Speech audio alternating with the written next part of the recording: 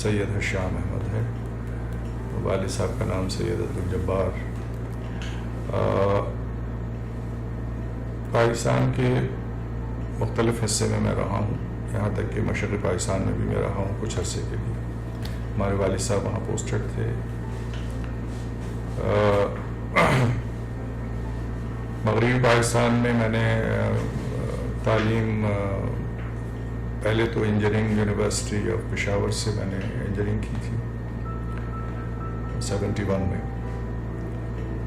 اور اس کے بعد پھر پوسٹ گریجویشن وغیرہ کرتا رہا. انگلینڈ چلا گیا، وہاں کیا، پھر کینیڈا سے کچھ پوسٹ گریجویٹ کورسز وغیرہ کیا کرتے تھے. اس کا ایک پازیٹیو امپیکٹ ہوا وہاں لوگوں پہ، اور یہ ساری کوشش اس بات پہ تھی کہ اس کمیونٹی کو قریب لایا جائے آپس میں، اور جو کامنالٹی ہیں اس کو دیکھا جائے،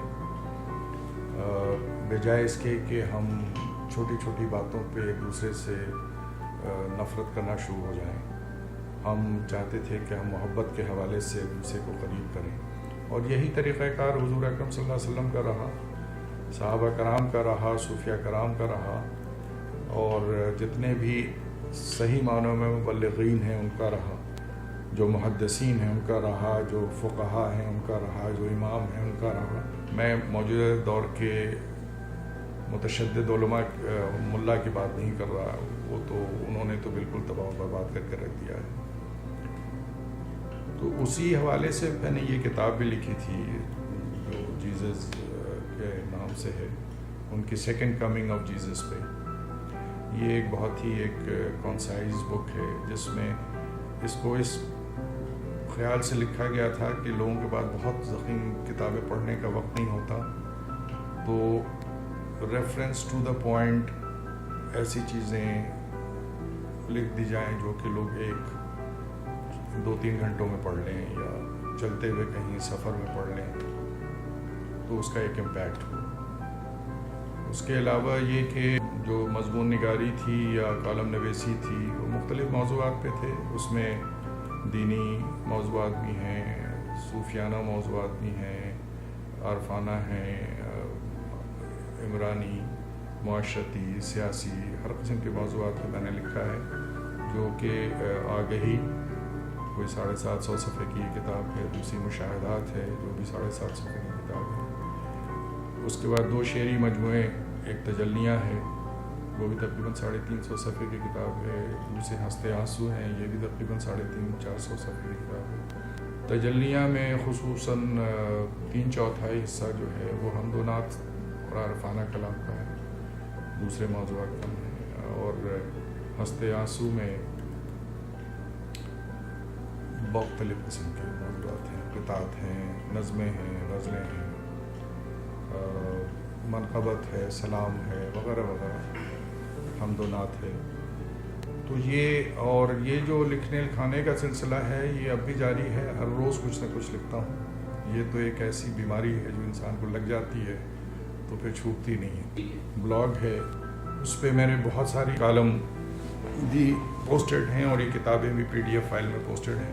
اچھا، ایک بڑی دلچسپ بات آپ کو اور بتاؤں. جس زمانے میں لاہور میں تھا تو یہ بھی اللہ موقع دیتا ہے کہ بہت سارے ایسے لوگوں سے ملنے کا اتفاق ہوا جو کہ گمراہ ہو چکے تھے. یعنی آپ کو شاید یاد ہوگا، ایک یوسف علی قذاب کے نام سے ایک شخص تھا، اس سے ملاقات ہوئی، اس کے ساتھ بڑی بحث ہوئی ہماری.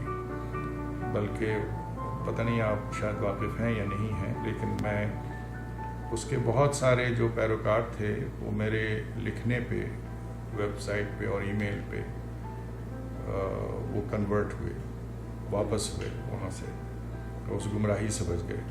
یہ زید حامد وغیرہ جو ہے، یہ میں جانتا ہوں، پوری فیملی سے میں واقف ہوں. تو اس طرح کے وہ ایک گوہر شاہی کراچی میں تھا، وہ کراچی یا گجرات کا تھا بیسیکلی، وہ کراچی میں زیادہ شہرہ تھا، اس سے بھی ملاقات کا موقع ملا. تو یہ لوگ عجیب،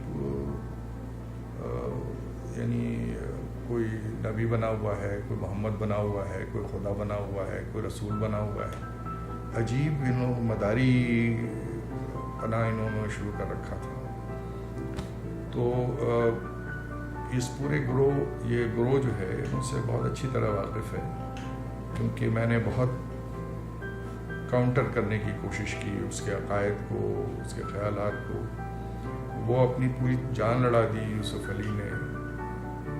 اس سے کافی ملاقاتیں رہی ہیں میری لاہور میں کہ وہ کسی طرح میں اس کے گروہ میں شامل ہو جاؤں، اور وہ سمجھتا تھا اس زمانے میں پہل میں جی ایم تھا، وہ کہتا تھا یہ ہو گیا تو پھر پورا کا پورا 450-500 لوگ جو ہیں وہ کنورٹ ہو جائیں گے، نبوت کا اس کا اعتراف کر لیں گے. استغفر اللہ. تو یہ بھی ایک جہاد کا حصہ تھا جس کا موقع اللہ نے دیا، اور ہم نے بڑھ چڑھ کے حصہ لیا. ابھی ہمارے پاس اب مزید 6 کتابوں کا مواد جو ہے وہ انڈر پبلیکیشن آپ کہہ لیں، ان دی پروسیس آف ایڈیٹنگ ہے، جس میں مضامین وہی موضوعات کی کتابیں بھی ہیں، نثری بھی ہیں اور شعری بھی.